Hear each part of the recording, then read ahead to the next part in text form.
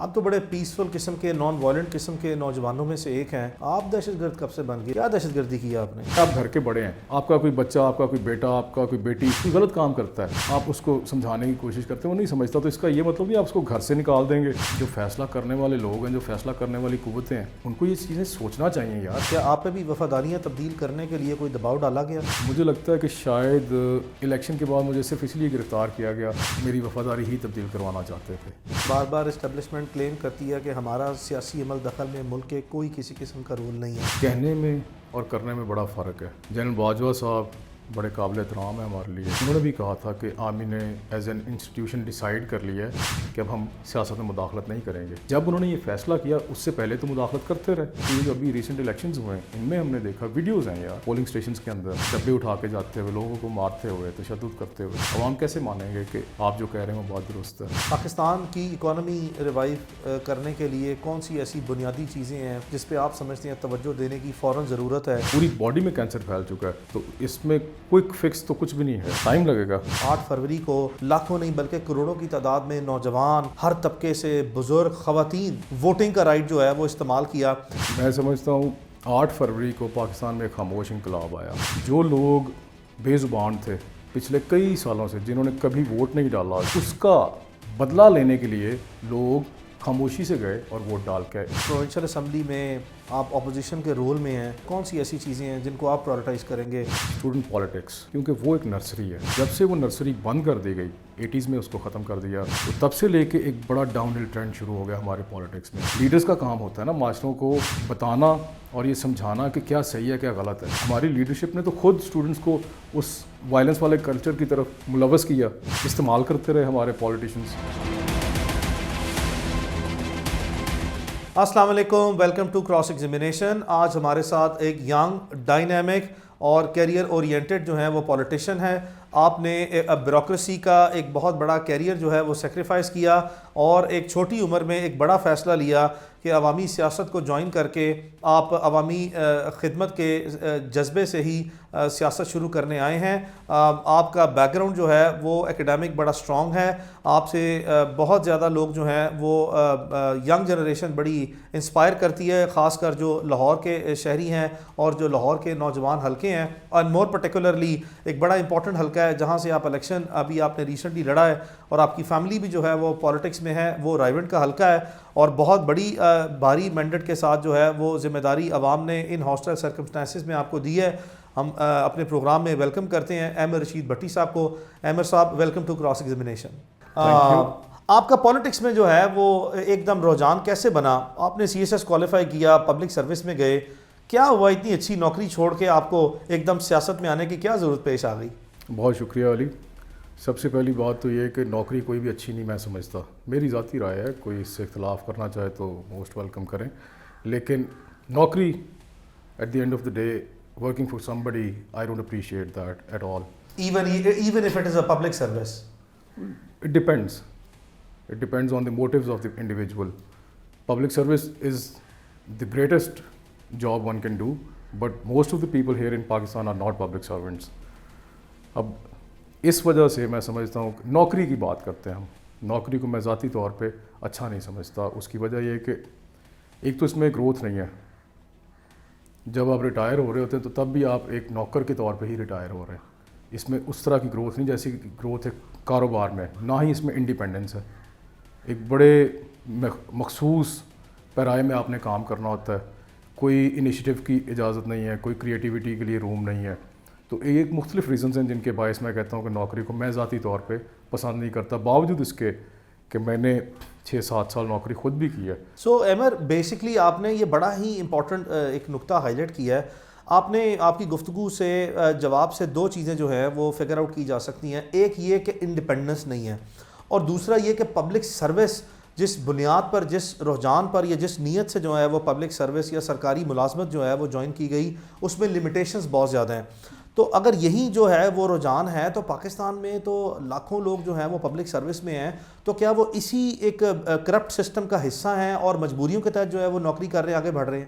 دیکھیں بات یہ ہے کہ سول سروس میں جو میں نے دیکھا, چونکہ یہ ڈیزائن ہی پہلے سے ہوئی ہوئی ہے, پاکستان بننے سے پہلے سے ڈیزائن ہوئی ہوئی ہے, یہ بنائی گئی تھی اس خطے پہ جو لوگ حکمران تھے انہوں نے اپنی حکمرانی قائم رکھنے کے لیے یہ ایک اسٹرکچر ڈیولپ کیا، تو اس کو چینج نہیں کیا گیا. آج بھی اس کا اسٹرکچر وہی ہے، اس کا ڈھانچہ وہی ہے جو انگریز نے بنا کے دیا تھا. تو چونکہ وہ ڈھانچہ ایک غلام قوم کے لیے بنایا گیا، آزاد ہونے کے بعد اس کو تبدیل نہیں کیا گیا، تو اس میں بنیادی طور پہ بہت سے مسائل ہیں. سول سرونٹ صرف نام کا سول سرونٹ ہے، نہ وہ سول ہے نہ ہی وہ سرونٹ ہے. وہ انتہائی ان سول میں نے پایا اس کو، اور بالکل بھی سرونٹ تو بالکل بھی نہیں ہے نا، وہ تو بادشاہ سلامت کے روپ میں بیٹھے ہوتے ہیں. چونکہ میں ٹیبل کے اس طرف بھی رہا ہوں، اب ٹیبل کے اس طرف بھی رہا ہوں. میجورٹی، تمام لوگ نہیں، بڑے بڑے اچھے سول سرونٹس بھی ہیں جن پہ ہم فخر کر سکتے ہیں، جنہوں نے اس ملک کی ترقی میں بہت بڑا کردار ادا کیا. لیکن ایک بھاری اکثریت آج ایسی بھی آ گئی ہے سول سروس میں. سول سروس بہت زیادہ پچھلے کئی دہائیوں سے ڈیٹیریوریٹ کر گئی ہے. تو اب میں سمجھتا ہوں سول سروس میں بہت کم لوگ ایسے رہ گئے جو ملک و قوم کی بہتری کے لیے کام کرتے ہیں، جن کو عوام کے مسائل کا ادراک ہے اور وہ عوام کے مسائل کو ایڈریس کرنے کی کوشش بھی کرتے ہیں. اکثریت میں نے دیکھا ہے افسر شاہی کے چکر میں رہتے ہیں، اپنے پروٹوکولز کے چکر میں رہتے ہیں، اپنی سیلف پروگریشن کے چکر میں رہتے ہیں، اپنی پوسٹنگز مینیج کرنے کے لیے کام کر رہے ہوتے ہیں. ان کے ذہن میں بھی نہیں ہوتا، ان کی سوچ و بچار میں بھی کہیں نہیں آتا کہ انہوں نے پبلک کو کیسے سرو کرنا ہے. سو یہ وہ بیسکلی ریزنس تھی کہ آپ نے سروس سے کوئٹ کیا. چلیں، this is one angle. Why politics? Good question, very good question. Politics بھی ایک ذریعہ ہے لوگوں کو ڈیلیور کرنے کے لیے، لوگوں کا خدمت کرنے کے لیے. میں سمجھتا ہوں کہ پاکستان میں ہماری بدبختی ہے کہ سیاست کو اتنا برا اور اتنا گندا بنا دیا گیا ہے کہ کوئی بھی آدمی سیاست کے نام سے ڈرتے ہیں. مطلب شریف لوگ سیاست میں آنا ہی چھوڑ گئے. میں نے ایک دفعہ پڑھا کہ بڑی زبردست کوٹیشن ہے، سیاست سے کنارہ کشی کا نتیجہ یہ ہوگا کہ تم سے کم تر لوگ تم پہ حکمرانی کریں گے. اب پاکستان پہ یہ کوٹیشن بڑی زبردست طریقے سے فٹ ہوتی ہے. پاکستان میں پچھلی کوئی 4-5 دہائیوں میں اگر آپ تاریخ پڑھیں تو آپ کو دیکھنے کو ملے گا کہ سیاست بھی بہت زیادہ ڈیٹیریریٹ ہوئی ہے ہمارے ملک میں، جبکہ یہ نبیوں پیغمبروں کا شیوا تھا. لوگوں کی خدمت کرنا تو پیغمبرانہ کام ہے. ہمارے ملک میں خدمت تو رہ ہی نہیں گئی اب سیاست میں. تو وہ انٹرسٹ گروپ صرف اپنے انٹرسٹ کو پروٹیکٹ کر رہے ہیں پچھلے کئی دہائیوں سے. پبلک کے لیے کام بہت کم ہوا ہے. آپ پچھلے 2-2.5 سال کی ہی مثال لے لیجئے. پی ڈی ایم گورنمنٹ بنی، بہت بڑے بڑے نعروں پہ بنی کہ ہم مہنگائی کم کریں گے، ہم پیٹرول سستا کریں گے، ہم لوگوں کے لیے سہولیات فراہم کریں گے. پرائم منسٹر صاحب جو تھے اس وقت، آج بھی موجودہ وزیر اعظم ہمارے، یہاں تک کہہ دیا کہ میں اپنے کپڑے بیچ کے آٹا سستا کروں گا. لیکن کیا کیا عملی طور پہ آ کے ہم نے دیکھا کہ صرف اور صرف اپنے کرپشن کے کیسز کو ختم کرنے کے لیے جو لیجسلیشن اسمبلی میں کی گئی، یا وہ لیجسلیشن جو عمران خان کے دور حکومت میں پبلک کو ڈیلیور کرنے کے لیے کی گئی، اس کو ختم کیا گیا. مثلا ای وی ایم ایک بہت زبردست کام تھا. عمران خان صاحب کو 100 اختلاف ہو سکتے ہیں، لیکن یہ ایک بہت زبردست اسٹیپ تھا پاکستان میں جمہوریت کے فروغ کے لیے. اب ہم نے دیکھا کہ یہ جو ابھی الیکشنز ہوئے ہیں ان میں نتائج کس طرح سے بدلے گئے. ایک الیکشن 8 فروری کو ہوا، ایک الیکشن 9 فروری کو ہوا. تو یہ اگر آپ ای وی ایم کے تھرو الیکشنز کرواتے تو اس طرح سے عوام کا مینڈیٹ چوری کرنا ناممکن ہو جاتا. تو ایمر یہ بتائیں کہ یہ تو بہت اچھے قسم کے جو ہیں وہ آپ کی سوچ ہے، جس سوچ کے ساتھ آپ نے پالیٹکس جو ہے وہ جوائن کی ہے. کیا آپ ہماری روایتی جو سیاست ہے، یہی جو میں کہوں گا بیڈ ٹریڈیشنز ان پالیٹکس جو ہم نے سیٹ اپ کر لی ہیں، اس کے مطابق آپ کو اپنے آپ کو ایڈجسٹ کرنا پڑے گا، یا اس کے اندر رہتے ہوئے بھی آپ جد و جہد کر کے جو ہے ان بیریئرز کو کراس کریں گے اور جو آپ کی سوچ ہے اس کو عملی طور پر بھی جو ہے وہ نہ صرف یہ کہ اپنے حلقے کی پالیٹکس بلکہ اپنے شہر کی پالیٹکس بلکہ اپنے صوبے اور نیشنل پالیٹکس میں آپ واقعی جو ہے کوئی مؤثر طریقے سے تبدیلی لانے میں، اپنے کوئی مؤثر کردار کرنے میں کامیاب ہوں گے؟ کیا سوچ ہے آپ کی؟ دیکھیں یہ بڑا ٹف کام ہے. اٹس این اپ ہل task, no doubt about that. I have no doubt in my mind. اب اس کو کرنے کے لیے بہت سی محنت کرنی پڑے گی، بہت ایفرٹ کرنی پڑے گی، چونکہ یہ ایک ایسی سوچ ہے جس کی مخالفت بہت زیادہ پائی جائے گی. اب آپ نے ویسٹڈ انٹرسٹ کے خلاف کام کرنا ہے. جیسے کہ عمران خان بات کرتے ہیں پاکستان کو مافیاز نے اپنے شکنجے میں جکڑا ہوا ہے، تو ان مافیاز کے شکنجے سے نکالنے کے لیے بہت ضروری ہے کہ مڈل کلاسز پالیٹکس میں آئیں. جب تک مڈل کلاسز اپنے حق کے لیے آواز نہیں اٹھائیں گے ان کو ان کے حقوق نہیں ملیں گے. جیسے کہ میں نے پہلے کہا کہ اگر آپ سیاست سے کنارہ کشی کر جائیں گے تو آپ سے کم تر لوگ آپ کی حکمرانی کریں گے, تو وہ اپنی مرضی کے فیصلے کریں گے اور وہ آپ کے اوپر مسلط کر دیں گے, وہ آپ کے اوپر تھونپے جائیں گے بائی ہک اور بائی کروک, تو آپ تو پھر ان کو ماننے پہ مجبور ہوں گے. تو ہمیں ضروری ہے کہ پڑھے لکھے نوجوان, پڑھے لکھے لوگ اس معاشرے کے سیاست میں آئیں اور آ کے اپنا کردار ادا کریں, اپنے لوگوں کی نمائندگی کریں, ٹرو ریپرزنٹیشن کریں اپنے لوگوں کی اسمبلیز میں جا کر, لیجسلیشن کریں جس سے ہمارا ملک آگے بڑھے گا. لیجسلیشن بہت ضروری ہے. میں نے دیکھا جب ہم CSS کی تیاری کیا کرتے تھے تو پیپلز پارٹی کی گورنمنٹ تھی. اب زرداری صاحب سے آپ کے ہزار اختلافات ہوں گے, مجھے بھی ہیں, لیکن ایک کام جو میں ان کا بڑا اپریشیٹ کرتا ہوں وہ 18th امینڈمنٹ ہے. جو ڈیولوشن آف پاور تھی, جمہوریت تو یہی ہے نا کہ آپ بیسک لیول تک سروسز لوگوں کو ڈلیور کریں, لوگوں کو امپاور کریں. اب ایک اور بہت بڑا میجر ایشو ہے ہمارے ملک میں, local bodies elections. Local governments ہم نے ختم کر دی ہے, جمہوریت کا بیسک ایلیمنٹ ہے. جب وہ ایک بیسک ایلیمنٹ ہی آپ نے ختم کر دیا تو آپ کیسے کہہ سکتے ہیں کہ ہم ایک جمہوری ملک ہیں؟ پچھلے کئی سالوں سے پاکستان میں لوکل گورنمنٹ کے الیکشنز ہی نہیں ہوئے, لوکل گورنمنٹ نان ایگزسٹنٹ ہیں. تو یہ ایسی چیزیں ہیں جو نہ ہونے کے باعث ہمارے ملک میں جمہوریت کبھی پنپ ہی نہیں سکی. So moving on from here, آپ سمجھتے ہیں کہ جو پاکستان کی مڈل کلاس ہے اس نے پہلی مرتبہ تو ایٹ لیسٹ جو ہے first sign of participation in politics and parliamentary democracy کی طرف اعتماد کا اظہار کیا, جب 8 فروری کو لاکھوں نہیں بلکہ کروڑوں کی تعداد میں نوجوان, ہر طبقے سے بزرگ, خواتین, وچ از ان مائی اوپینین سب سے بڑی جو ہے وہ ایک خوش آئندہ قسم کی پاکستان کی قوم کے لیے ایک بہت بڑی خوشخبری ہے کہ بہت بڑے پیمانے پر ہماری گھریلو خواتین نے بھی جو ہے وہ سیاسی عمل میں شمولیت اختیار کی اور ووٹنگ کا رائٹ جو ہے وہ استعمال کیا.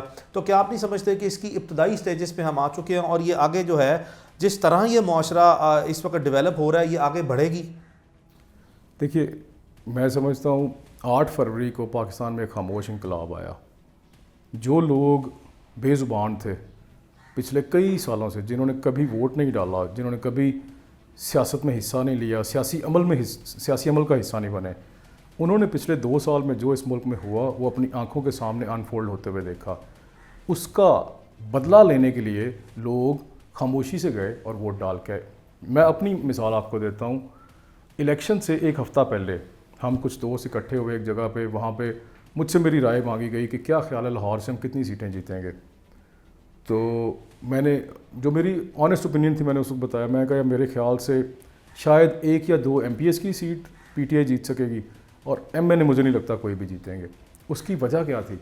جو اس وقت ووٹر پہ خوف طاری میں دیکھ رہا تھا, مجھے نہیں لگ رہا تھا کہ ووٹر نکلے گا الیکشن کے دن پہ, اور ووٹر اگر نہیں نکلے گا, ٹرن آؤٹ کم ہوگا, تو لازمی طور سے اس سے پاکستان تحریک انصاف نے افیکٹ ہونا ہے.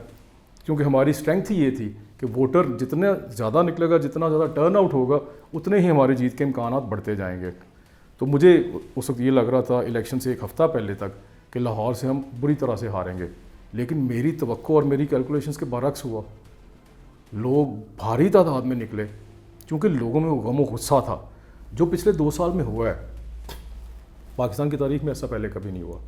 اس طرح کا ظلم, اس طرح کی بربریت 47 میں ہوا ہوگا شاید, وہ ہم نے اپنی آنکھوں سے نہیں دیکھا, ٹی وی سکرینز پہ کسی نے نہیں دیکھا ہوگا جو اس وقت ہماری جنریشن ہے.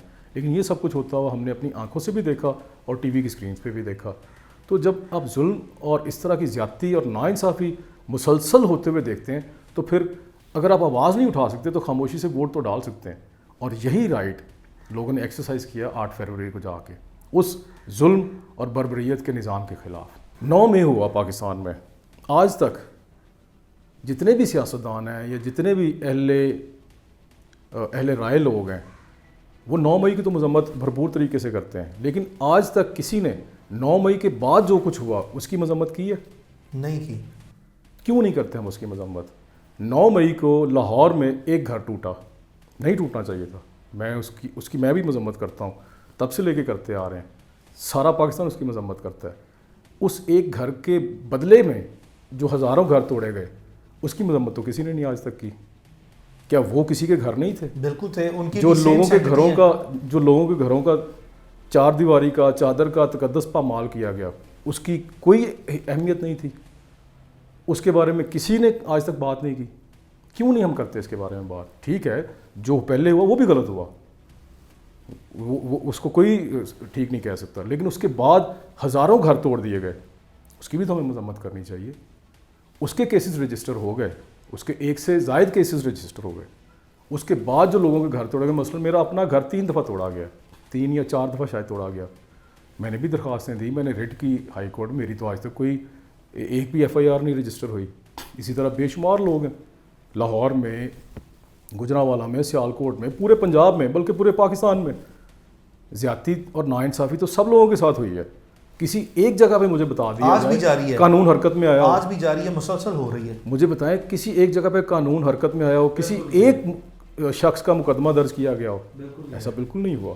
اس سے تو یہ واضح تاثر ملتا ہے کہ مائٹ از رائٹ والی پالیسی ہے, اور پاکستان میں بھی عدلیہ کے نظام میں, قانونی نظام انصاف میں بھی واضح طور پر یہ تو ڈسکرمنیشن جو ہے وہ ہائی لائٹ کرتے ہیں. یہ تو آپ نے بڑا اہم جو ہے وہ نقطہ ہائی لائٹ کیا. دیکھیں عدلیہ اگر ساتھ نہ ملے, لوگوں کو انصاف ملتا رہے, تو پھر شاید یہاں تک نوبت نہ آتی. دیکھیے یہ لوگ کون تھے جو 9 مئی کو جنہوں نے یہ احتجاج کیا؟ یہ کوئی عام لوور مڈل کلاس یا ایسے وہ لوگ نہیں تھے جو روایتی طور پہ احتجاج کرتے ہیں. یہ اس ملک کی ایلیٹ یا اپر مڈل کلاسز تھے, پڑھا لکھا طبقہ تھا, انٹیلیجنٹ لوگ تھے. کوئی ڈاکٹر ہیں, کوئی انجینئر ہیں, کوئی بینکر ہیں, کوئی ٹیچر ہیں. یہ وہ باشعور اور انٹیلیجنٹ لوگ ہیں جو چیزوں کو, سسٹم کو سمجھتے ہیں. یہ کیوں احتجاج کرنے کے لیے نکلا ہے؟ یہ ایک قابل غور بات ہے. یہ سوال ہمیں پوچھنا چاہیے ایک دوسرے سے بہت امپورٹنٹ کہ ایسے لوگ جو اس معاشرے کا حصہ ہیں پچھلے کئی دہائیوں سے, لیکن احتجاج نہیں کرتے, سڑکوں پہ نہیں آتے, اب وہ کیوں احتجاج کر رہے ہیں؟ یہ اس معاشرے کے ہمارے جو حکمران ہیں ان کو یہ سوال خود سے بھی پوچھنا چاہیے, اور ہمارا بھی فرض ہے کہ ہم یہ سوال ان سے کریں کہ یار بتائیے ہمیں, کیا یہ لوگ کوئی بیوقوف تھے؟ اور اتنا زیادہ, اتنے بڑے پیمانے پر اتنا پڑھا لکھا طبقہ, یعنی کہ ایک ممکنہ طور پر یہ معاشرے کے پڑھے لکھے لوگ بھی اس نہج پر پہنچ چکے ہیں, اس حد تک جو ہے وہ اس معاشرے کے بارے میں فکر مند ہے, اتنی ڈارکنیس جو ہے معاشرے میں آ گئی ہے کہ ان تک کو اب اپنے کمفرٹیبل لائف چھوڑ کے سامنے آنا پڑے گا. تو یہ محرکات جو ہیں وہ تو کسی نے آج تک جو ہے اس طرف توجہ دینے کی کوشش ہی نہیں کی. اور آج بھی 1 سال گزرنے کے بعد بھی آپ نے بڑا اچھا جو ہے وہ اس نقطے کو ایلیبوریٹ کیا کہ آج بھی جو ہے وہ ہم بے حسی کا شکار ہیں, جیسے یہ ہمارا ملک ہی نہیں ہے, جیسے ہمیں اس کی پرواہ ہی نہیں ہے, جیسے یہ ہمارے لوگ ہی نہیں ہیں, جیسے واضح طور پر انہی چیزوں میں سیاسی ایجنڈا, ذاتی مفادات نظر آتے ہیں. شاید کوئی بھی ایسا ادارہ نہیں رہ گیا ملک میں, کوئی ایسا سیاستدان نہیں رہ گیا جس کو عوام کی پرواہ ہو, ملک کی پرواہ ہو, معاشرے کی پرواہ ہو. یہ تو بڑے امپورٹنٹ قسم کے سوالات ہیں. دیکھیں میری رائے یہ ہے کہ جو 9 مئی کو ہوا غلط ہوا, 9 مئی کے بعد جو ہوا شدید غلط ہوا, اور اب تک جاری ہے. This has to stop now, this has to end now, it's been going on forever. اب دیکھیں الیکشن آپ نے کروا لیے, جس طرح سے بھی کروائے, ہم بحیثیت ایک جماعت اس الیکشن کا ہم اس کے نتائج کو تسلیم نہیں کرتے, بلکہ پورا ملک اس انتخابات کے نتائج کو تسلیم نہیں کرتا, کیونکہ جو ہوا وہ سب کے سامنے ہوا. ویڈیوز بھی آ گئیں, فوٹیجز آ گئیں, تمام لوگوں نے, پورے ملک میں لوگوں نے اپنی آنکھوں کے ساتھ دیکھ لیا جو کچھ کیا گیا. تو اس طرح سے تو انتخابات نہیں ہوتے. اب مقصد یہ تھا یہ سب کچھ کرنے کا, جو میری ذاتی رائے ہے, آئی مے بی رانگ, ایک مخصوص طبقے کو حکومت میں لے کے آنا. اب مقصد تو حاصل ہو چکا, اب آگے بڑھنا ہے. آگے بڑھنے کے لیے ضروری ہے کہ جو پچھلے زخم ہیں ان پہ مرہم لگایا جائے, ان پہ مرہم لگا کے کسی نہ کسی کو یہ کردار نبھانا پڑے گا. بیچ پہ بیٹھ کے 2 پارٹیز کی لڑائی ہوتی ہے تو کسی تیسرے کو درمیان میں بیٹھ کے صلح کروانی پڑتی ہے.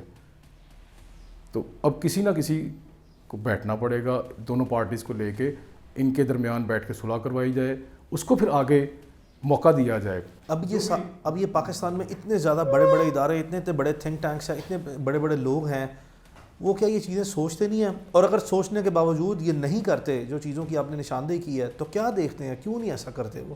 کیا آپ کی سوچ ہے, آپ کا کیا آپ کی رائے ہے؟ آپ کی رائے میں اور آپ کے تجزیے میں یا آپ کی اسیسمنٹ میں کیوں ایسا نہیں کرتے؟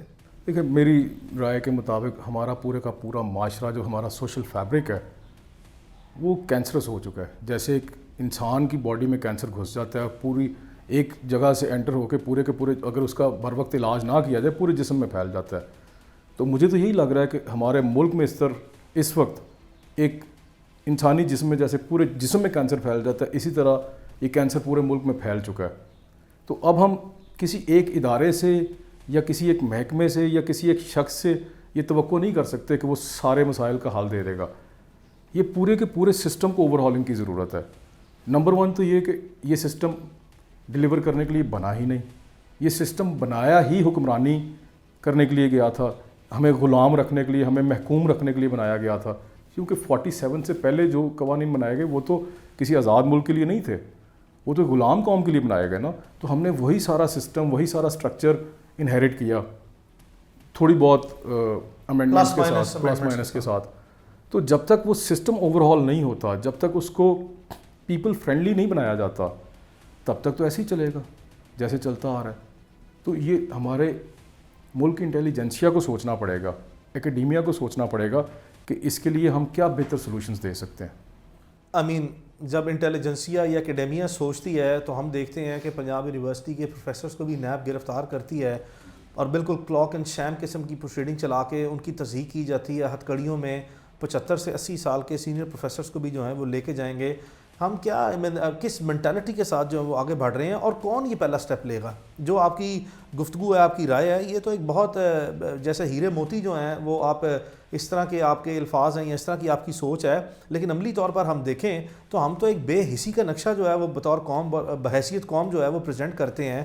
چاہے سیاستدان ہیں, چاہے وہ بیوروکریٹس ہیں, چاہے وہ ملٹری اسٹیبلشمنٹ ہے, چاہے میڈیا ہے, ہر ایک کو یہاں پہ نفسا نفسی اور اپنی اپنی پڑی ہے. ہو ول ٹیک دا فرسٹ اسٹیپ؟ دیکھیے بات یہ ہے کہ وہی بات گھوم پہ پھر وہیں پہ آ جاتی ہے کہ کسی ایک ادارے سے یہ ایکسپیکٹیشن ہماری نہیں ہونی چاہیے.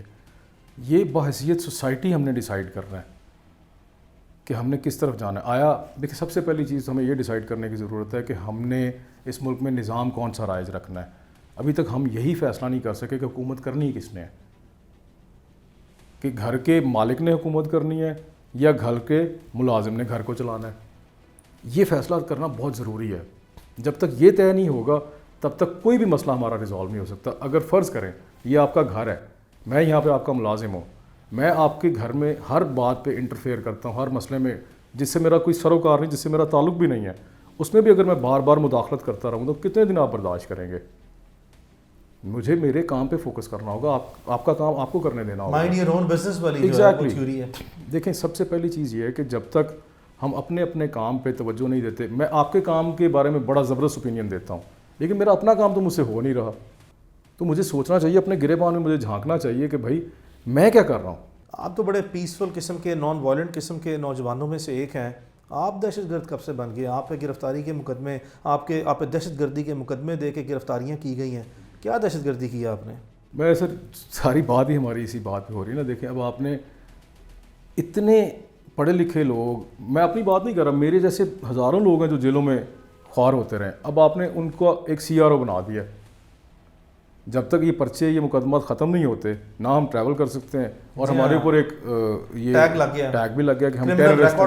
کرمنل ریکارڈ تو بنا ہی بنا, دنیا میں ویزے جو سے نہیں لگ سکتے, بہت سے لوگ جابز نہیں کر سکتے. ایگزیکٹلی. تو یہ بڑے سیریس چیلنجز ہیں, بڑے سیریس پرابلمز ہیں جو ان ہزاروں لوگوں کو فیس کرنے پڑنے ہیں جب وہ جیلوں سے باہر آئیں گے. تو کسی نے نہیں سوچا. یہ جو فیصلہ کرنے والے لوگ ہیں, جو فیصلہ کرنے والی قوتیں ہیں, ان کو یہ چیزیں سوچنا چاہیے یار, جب وہ اس طرح کے فیصلے کرتے ہیں. ٹھیک ہے دیکھیں, اگر فرض کریں آپ گھر کے بڑے ہیں, آپ کا کوئی بچہ, آپ کا کوئی بیٹا, آپ کا کوئی بیٹی کوئی غلط کام کرتا ہے, آپ اس کو سمجھانے کی کوشش کرتے ہیں, وہ نہیں سمجھتا, تو اس کا یہ مطلب نہیں آپ اس کو گھر سے نکال دیں گے یا اس کو ایک کمرے میں لاک اپ کر دیں گے. یہ تو کوئی طریقہ کار نہیں. سویلائز لوگ ایسے نہیں کرتے. آپ ان کے ساتھ بیٹھ کے بات کرتے ہیں, ڈائلاگ کرتے ہیں, ان کو سمجھانے کی کوشش کرتے ہیں, بجائے کہ ڈائلاگ کرتے انہوں نے جیلوں میں لوگوں کو ڈال دیا. جیسے میں نے جہاں سے بات شروع کی تھی, آپ نے سنا ہی نہیں آج تک کسی کو, آپ نے موقع ہی نہیں دیا کہ یہ پڑھا لکھا طبقہ کیوں اٹھ کے احتجاج کرنے کے لیے آگے. احتجاج تو وہ کرتا ہے جس کے کوئی حقوق سلب ہو رہے ہوتے ہیں. تو یہ تو وہ لوگ تھے آپ کے معاشرے کے جو کھاتے پیتے ہیں, جو ویل آف ہیں, جو 9 to 5 جابز کر رہے ہیں اور اچھی پیڈ جابز کر رہے تھے.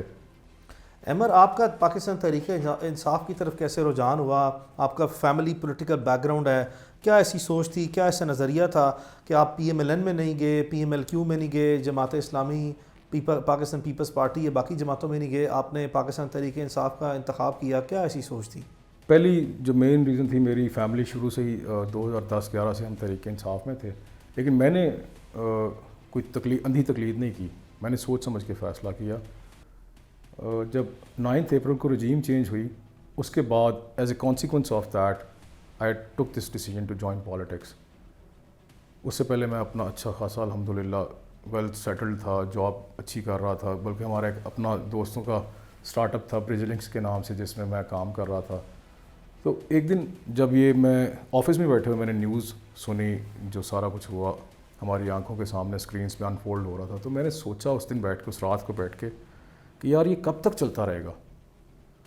تو مجھ جیسے لوگ جو پڑھے لکھے ہیں وہ جب تک اس پروسیس سے سائڈ پہ رہیں گے تو ایسے چلتا رہے گا, پھر ہمیں دیکھنا ہی پڑے گا. ہم بائی اسٹینڈرز بن کے, تماشائی بن کے دیکھتے رہیں گے جو ہو رہا ہے. تو اس پروسیس کا حصہ بن کے کیوں نہ اس کو ٹھیک کرنے کی کوشش کریں. ہوگا یا نہیں یہ تو کل کو پتہ چلے گا, لیکن ہم ایک کوشش تو کریں نا, ایک کنسرٹڈ ایفرٹ کریں جس کے نتائج انشاءاللہ تعالیٰ اگر امید رکھی جائے, اچھی توقع رکھ کے اچھے مقاصد کے لیے کام کیا جائے تو اللہ تعالیٰ اس کو کامیاب بھی کرتا ہے. تو میں نے اس رات کو ہی یہ فیصلہ کر لیا کہ میں سیاست میں آؤں گا اور کوشش کروں گا کہ جن چیزوں کو میں دیکھ رہا ہوں یہ غلط ہو رہی ہیں ان کو بدلنے کی. اب کس حد تک اس میں کامیاب ہوتے ہیں اونلی ٹائم ول ٹیل. ابھی آپ اس وقت اگر آج کی موجودہ حالات کی بات کریں تو پروونشل اسمبلی میں آپ اپوزیشن کے رول میں ہیں, تو کن چیزوں کو آپ کی پرائورٹی ہے اسٹرانگلی اپوز کرنا given the circumstances, party policy, اور آپ کی پرسنل پرائورٹی جو ہے وہ کون سی ایسی چیزیں ہیں جن کو آپ پرائورٹائز کریں گے اور اسٹرانگ جو ہے ایک وائس بن کے پیپل ریپرزنٹیشن, یعنی کہ حقیقی معنوں میں جو عوامی نمائندگی at least to your extent provincial assembly میں, کیا ایسی چیزیں جو آپ کے ذہن میں ہیں؟ سب سے پہلی چیز جو میں کرنا چاہتا ہوں بڑے عرصے سے جس پہ میں سوچتا رہا, جیسا کہ بھی ہم بات بھی کر رہے تھے پہلے, کہ کون سی ایسی چیزیں ہیں جن کو کرنے سے ملک میں بتدریج تبدیلی آئے گی. تو سب سے پہلی چیز ہے اسٹوڈنٹ پالیٹکس, کیونکہ وہ ایک نرسری ہے. وہاں سے ٹرین ہو کے آپ کے پالیٹیشنز جو آتے رہے وہ زبردست کام کرتے رہے, لیکن جب سے وہ نرسری بند کر دی گئی 80s میں اس کو ختم کر دیا, بین کر دیا گیا اسٹوڈنٹ پالیٹکس کو, تو تب سے لے کے ایک بڑا ڈاؤن ہل ٹرینڈ شروع ہو گیا ہمارے پالیٹکس میں. ہمارے پالیٹیشنز ایسے لوگ آنا شروع ہو گئے جو پولیٹیکلی ٹرینڈ ہی نہیں تھے, جن کا نہ کوئی نظریہ ہے, نہ کوئی سوچ ہے, نہ فکر ہے. وہ سیاست کو ایک کاروبار کے ایک شعبے کے طور پہ استعمال کر کے اپنی ویسٹڈ انٹرسٹ کو پروٹیکٹ کرتے رہے. تو ہمیں ضرورت ہے ان سیاستدانوں کی جو ہمارے ملک کے مسائل سے آگاہ ہوں. یہاں کے جو 25 کروڑ لوگ ہیں ان کو ریپرزینٹ کرنے والے لوگوں کی ہمیں ضرورت ہے, انکلوڈنگ مائی سیلف. ہماری اسمبلی میں اس وقت ایک بھاری اکثریت ایسے لوگوں کی ہے جو ٹرو ریپرزینٹیو نہیں ہیں اس معاشرے کے, یہاں کے لوگوں کے. مڈل کلاس جس کو ہم کہتے ہیں وہ کون لوگ ہیں؟ مجھے اسمبلی میں آپ دکھائیے, پنجاب اسمبلی کی بات کر لیتے ہیں, 300+ ہمارے ایم پی ایز ہیں وہاں پہ, مجھے کوئی ایک دکھا دیجئے جس کا تعلق مڈل کلاس سے ہو. 25 کروڑ عوام کے نمائندے جو ان کی زندگی موت کے فیصلے کرتے ہیں وہ ان کو ریپرزینٹ ہی نہیں کر رہے, وہ سارے پریویلیجڈ ہیں. ایگزیکٹلی. تو ان سے کیسے ہم توقع کر سکتے ہیں کہ وہ ان لوگوں کے لیے قانون سازی کریں گے جن کا وہ حصہ ہی نہیں ہے. اسٹوڈنٹ پالیٹکس کی جب آپ بات کرتے ہیں تو ہم نے دیکھا کہ پچھلے 30 سال میں پاکستان میں اسٹوڈنٹ پالیٹکس کسی نہ کسی شکل و صورت میں اگر ہوئی ہے تو بڑی وائلنٹ قسم کی ہوئی ہے. یونیورسٹیز کے اندر جو ہیں وہ گولیاں چل جانا, لوگوں کو مر جانا. تو کیا یہ جو اسٹوڈنٹ پالیٹکس کا کانسیپٹ ہے یہ ایک باضابطہ اچھے طریقے سے, پڑھے لکھے طریقے سے, اس کا کوئی اسٹرکچر اور اس کا کوئی ریگولیشن تو وہ ہونا چاہیے نا, جس میں آپ آج بھی دیکھتے ہیں کہ پاکستان میں پنجاب یونیورسٹی میں جو ہماری جماعت اسلامی کے بے شمار لوگ ہیں, جمعیت کے لوگ ہیں, یا جو مسلم اسٹوڈنٹ فیڈریشن, اس طرح کی جو باڈیز ہیں, ان کے لوگ جو بھی جس بھی شکل و صورت میں جہاں بھی پاکٹس میں ہیں یا کوئی بڑے سکیل پہ ہیں, یہ تو بہت سی وائلنٹ قسم کی جو ہے وہ ایکٹیویٹیز کرتے ہیں. یہ اپنا ایک انڈیپینڈنٹ گورننس سٹرکچر جو ہے, اپنا ایک سو کالڈ ڈسپلن جو ہے مونوپلائز جو ہے وہ کر لیتے ہیں یونیورسٹی میں, بہت سی یونیورسٹی کی ایڈمنسٹریشن کو ہائی جیک کر لیتے ہیں. تو یہ بھی تو ایک ایسی چیز ہے جس کو ہم نے لازمی طور پر بالکل 100% جو ہے وہ صاف ستھری پڑھی لکھی قسم کی ایک روایات ایک پڑھے لکھے طریقے سے جو ایک ڈیموکریسی کا کانسیپٹ ہے یا جو پیور پالیٹکس کا کانسیپٹ ہے اسی طریقے سے ہی جو آگے لے کے آنا ہے. ادروائز تو پھر پالیٹکس جو پالیٹیشین ہے اس نرسری سے تو پھر پائیدار قسم کے پالیٹیشین بھی جو ہے انفارچونیٹلی نہیں نکل پائیں گے ایز کمپیئرڈ کہ ہم کسی صاف ستھرے جو ہے وہ معاشرے میں صاف ستھری پالیٹکس کر کے نکال سکتے ہیں. اس کا کوئی آرگنائزیشنل سٹرکچر یا کوئی ریگولیشن یا کوئی آپ کے ذہن میں کوئی خاکہ بنا ہو تو وہ آپ کیا ایکسپلین کریں گے؟ سب سے پہلی بات تو یہ اس کا ایک سائیڈ ایفیکٹ ضرور ہے اسٹوڈنٹ پالیٹکس کا پاکستان میں رہا ہے, باقی دنیا میں نہیں ہے. اس کی ریزنز کیا ہیں ہمیں وہ آئیڈینٹیفائی کرنی چاہیے, بجائے اس کے کہ ہم اسٹوڈنٹ پالیٹکس کو ہی اوور آل بین کر دیں. ہمیں ایڈریس کرنا پڑے گا اس ایشو کو جس کی وجہ سے وائلنس اسٹوڈنٹس میں آیا. دیکھیں گن کلچر 80s میں آیا پاکستان میں, اس سے پہلے نہیں تھا. تو آپ اس کو چیک کریں نا, بجائے اس کے کہ آپ اسٹوڈنٹ پالیٹکس کی آل ٹوگیدر بین کر دیں. آپ اسلحہ کی نمائش کو ختم کریں, اسلحہ کا اس طرح سے عام لائسنسز کا جو ہے رجحان ہے اجرا وہ ختم کریں. یہ چیزیں ہیں جن سے آپ کا اسٹوڈنٹ جو ہے ان چیزوں سے دور ہوگا, اور آپ اس کی جو گلوریفیکیشن ہے اور گلوریفیکیشن ہے اس کو کم کریں, اس پہ کنٹرول کریں, تو آٹومیٹکلی اسٹوڈنٹس کا رجحان دوسری طرف جائے گا. جب آپ اس چیز کو بتائیں گے کہ یہ غلط ہے, یہ برا ہے. معاشرے میں لیڈرز کا کام ہوتا ہے نا معاشروں کو یہ بتانا اور یہ سمجھانا کہ کیا صحیح ہے کیا غلط ہے. تو ہماری لیڈرشپ نے تو خود اسٹوڈنٹس کو اس وائلنس والے کلچر کی طرف ملوث کیا. استعمال کرتے رہے ہمارے پولیٹیشنز, ہماری پولیٹیکل پارٹیز جو ہیں انہوں نے اسٹوڈنٹس کو یوز کیا ہمیشہ, جس کے باعث نتیجہ یہ ہوا کہ الٹیمیٹلی اسٹوڈنٹ پالیٹکس کو بین کر دیا گیا. تو یہ کوئی حل نہیں ہے, یہ پرماننٹ سولوشن نہیں ہے. آپ کا role model politician locally internationally کون ہے, کس سے انسپائر ہیں آپ؟ Tough question, I have never really thought about that. لیکن میں انسپریشن کی بات کر لیتا ہوں. انسپائر ریسنٹلی تو ظاہری بات ہے اس ملک میں مجھ جیسے لوگ جو سیاست میں آئے خان صاحب سے انسپائر ہو کے ہی آئے. اس وقت ان کے علاوہ تو اور کوئی مجھے نہیں نظر آتا ایسا سیاستدان کم از کم پاکستان میں جس نے یوتھ کو اتنا انسپائر کیا ہو پولیٹیکلی. تو میری انسپریشن تو وہی ہے, but I don't idolize people. I don't have any idol in my mind who I would like to be like. Inspire انہوں نے ضرور کیا, ابھی بھی کرتے ہیں. کوئی انٹرنیشنل ایسی شخصیت جس سے متاثر ہے ادر دین دا پولیٹیشینس؟ نہیں, آئی ڈونٹ ہیو اینی بڑی ان مائی مائنڈ جس نے متاثر اس طرح سے کیا. ہاں ابھی ریسنٹلی کوئی نہیں, لیکن یہ کہ مجھے جب میں جیل میں گیا مجھے بڑا ایکسٹینسو اسٹڈی کرنے کا موقع ملا حضور پاک کی زندگی کو. تو وہ ایک رول ماڈل ضرور ہیں. ان کی جو لائف میں نے اسٹڈی کی ہے, جو سیرت النبی صلی اللہ علیہ وسلم جو میں نے پڑھی ہے, اس سے میں بہت متاثر ہوا ہوں. وہ ایک رول ماڈل نہ صرف میرے لیے, پوری دنیا کے ہر انسان کے لیے رول ماڈل ہیں. تو میں اللہ سے یہی دعا کرتا ہوں کہ یا اللہ مجھے ان کے جو زندگی جینے کا ان کو تو نے موقع دیا, اس کا 1% بھی اگر میں کر جاؤں تو میں سمجھوں گا میں کامیاب ہو گیا. آپ کا ریسنٹ جیل کا ایکسپیرینس ہے, آپ شیئر کر رہے تھے کہ آپ وہاں پہ بہت سے ڈاکٹرز سے, ٹیچر سے, انجینئر سے ملے, اور آپ کی ذاتی رائے میں, I mean we are not touching the merits of their case, but آپ کی ذاتی رائے میں ان سے ملنے کے بعد جو ہے وہ آپ نے یہ واضح طور پر ایک رائے قائم کی کہ یہ بے گناہ لوگ ہیں, معاشرے کا ایک بہت اچھا طبقہ ہے. کیا ان کے ایکسپیرینسز آپ شیئر کرنا چاہیں گے؟ سر وہ بہت مایوس ہیں ہماری سوسائٹی سے, ہمارے ملک پہ رائج نظام سے. میں نے تو اکثریت کو مایوس پایا, کیونکہ دیکھیں یہ وہ لوگ تھے جو ملک میں بہتری چاہتے ہیں. یہ اس دن وہاں پہ احتجاج کرنے اس لیے نہیں گئے کہ یہ کوئی توڑ پھوڑ کرنا چاہتے تھے یا کسی سے کوئی بدلہ لینا چاہتے تھے, ایسا بالکل بھی نہیں ہے. یہ صرف اپنا احتجاج ریکارڈ کروانے کے لیے گئے کہ جو اس ملک میں ہو رہا ہے, جو نظام چل رہا ہے پچھلے 76 سالوں سے, اور جس طرح سے آئے روز سال 2 سال بعد اس کو نکال دو, اس کو لے آؤ, اس کو بھگا دو, اس کو قید کر لو, اس کو جلا وطن کر دو, اس نظام کے خلاف احتجاج کرنے کے لیے وہ لوگ نکلے. وہ چاہتے تھے کہ ہمارا جو ایک ووٹ جس کو ہم دیتے ہیں اس کو 5 سال کے لیے ہم منتخب کرتے ہیں, اس کو موقع دیا جائے, وہ اپنا کام کرے, صحیح کرتا ہے یا غلط کرتا ہے اگلے 5 سال بعد فیصلہ ہو جائے گا. بڑا سمپل سا دیکھیں نا طریقہ کار ہے کہ جی آپ نے ایک گورنمنٹ بنائی, 5 سال کے لیے عوام نے اس کو ووٹ دے کے الیکٹ کیا اس کے منشور کو مد نظر رکھ کے. اگر وہ اپنے منشور پہ پورا اترے گا تو دوبارہ پھر سے الیکٹ ہو جائے گا اور عوام کی توقعات پہ اگر پورا اترتا ہے. اگر وہ اپنے منشور اور عوام کی توقعات پہ پورا نہیں اترتا تو عوام اس کو رد کر دیں گے.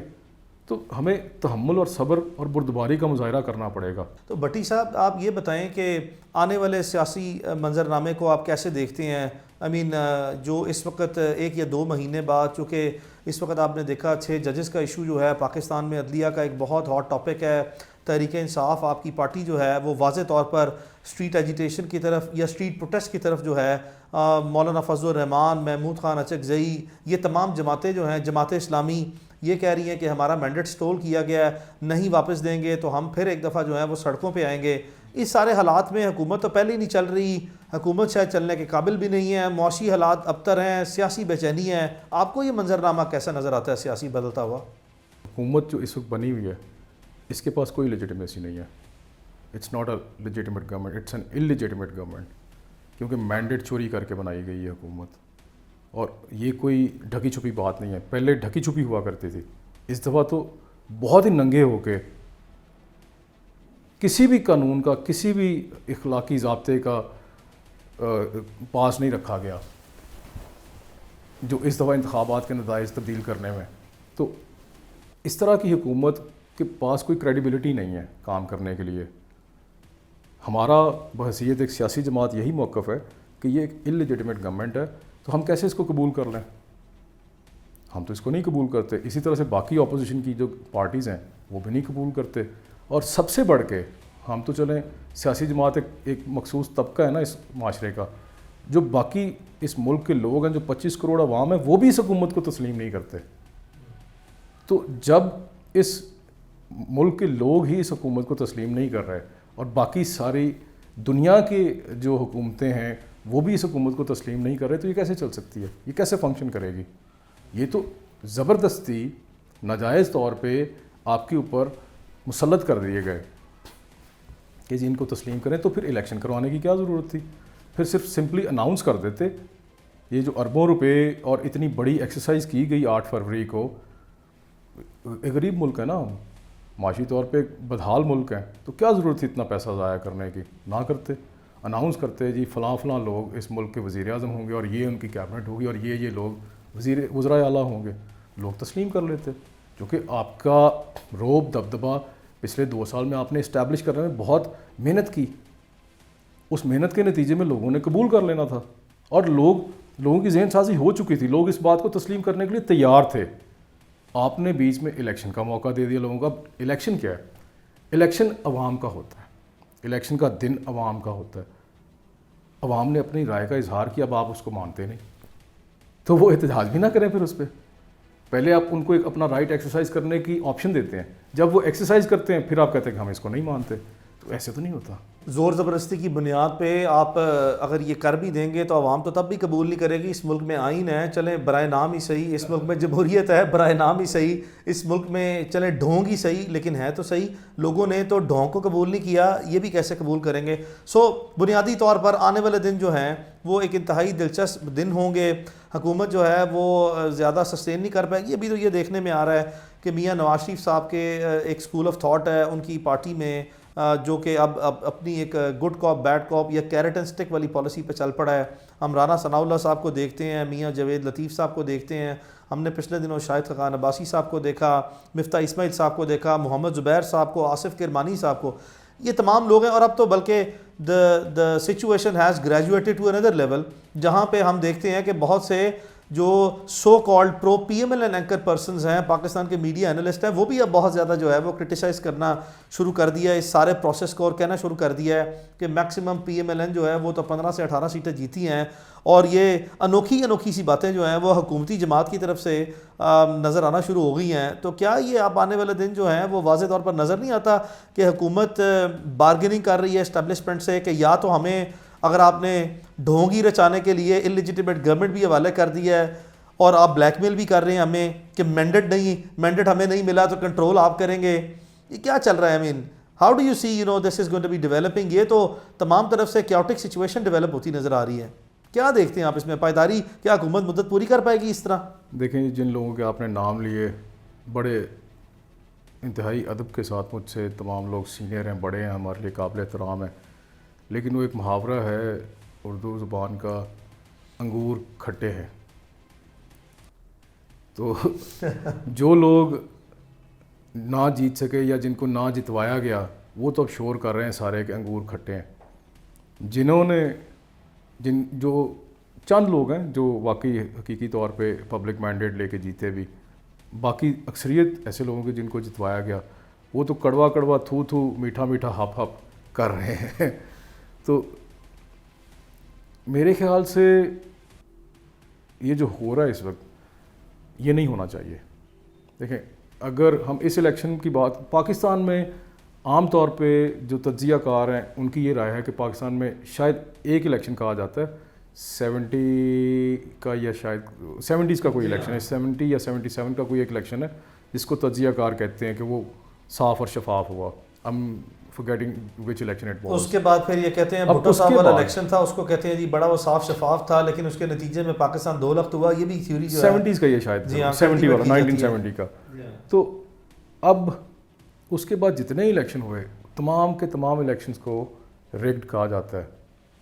کبھی پی ٹی آئی احتجاج کر رہی ہے الیکشن کے خلاف، کبھی مسلم لیگ نواز کر رہی ہے، کبھی پیپلز پارٹی کر رہی ہے، کبھی جے یو آئی کر رہی ہے. مطلب کوئی بھی سیاسی جماعت یا اس ملک کی تمام سیاسی جماعتیں کبھی بھی متفق نہیں ہوئی کسی ایک الیکشن کے نتائج کے حوالے سے.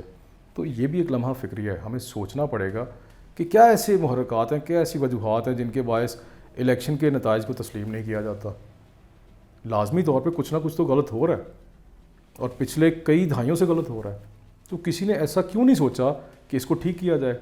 الیکشن ریفارمز کے بارے میں ہم بات تو ضرور کرتے ہیں لیکن اس پہ عملی طور پہ کام نہیں ہوتا. پاکستان کی اکانومی ریوائیو کرنے کے لیے کون سی ایسی بنیادی چیزیں ہیں جس پہ آپ سمجھتے ہیں توجہ دینے کی فوراً ضرورت ہے، جس سے ہم پاکستان کی اکانومی کو ایک بڑا انجیکشن جو ہے وہ دے کے اور بوسٹ کر سکتے ہیں کوئکلی؟ تو پاکستان میں کچھ بھی نہیں ہو سکتا کیونکہ مسائل بہت گمبھیر ہیں. جیسے میں نے پہلے بات کی، پوری باڈی میں کینسر پھیل چکا ہے. تو اس میں کوئک فکس تو کچھ بھی نہیں ہے، ٹائم لگے گا.